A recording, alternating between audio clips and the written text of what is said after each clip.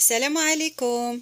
وصفة ديال اليوم ان شاء الله تكون حليب مركز محلى صنع منزلي بمكونات جد اقتصادية، وغادي نتحصلوا على نفس النتيجة ونفس الكمية اللي كنشريوها في العلب بثمن باهظ هاد الايام. ندوزو للمقادير وطريقة التحضير. في المقادير استعملت ساشي من حليب بودرة، استعملت نيدو، ممكن تستعملوا اي حليب بودرة عندكم. الى عندكم كمية كبيرة غادي تعبروا 60 غرام.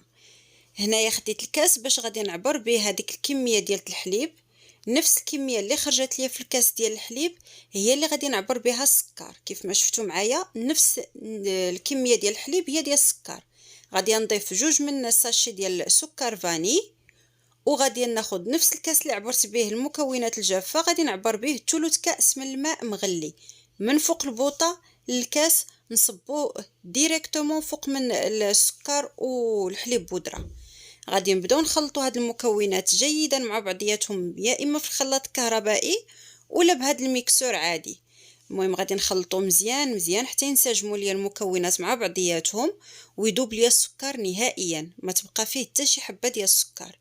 في هاد المرحله غادي نضيف معلقه كبيره من زبده بدرجه حراره الغرفه، بطبيعه الحال زبده نوعيه جيده من اصل حيواني، وغادي نستمروا في الخلط.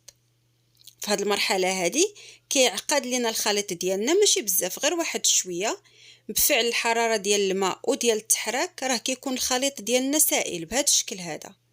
صافي، هنا ها هو وجد معنا الحليب المركز المحلى.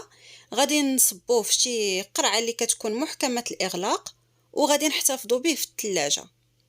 هنايا غادي نخليه في الثلاجه مده ديال واحد ساعتين او 3 ساعات، وغادي نشارك معكم النتيجه النهائيه.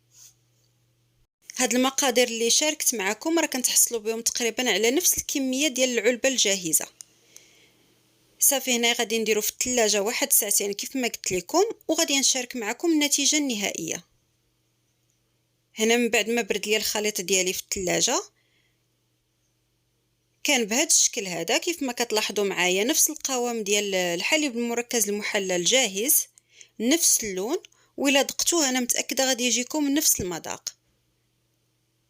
الفرق اللي كاين انه هذا وجدناه في البيت ديالنا بمكونات بسيطه واقتصاديه، والاخر كنشريوه واجد ولكن بثمن اللي ولا مرتفع. وفي هذا الوقت هذا مع هذا الغلاء من الاحسن اننا نوجدوا حويجاتنا في الدار.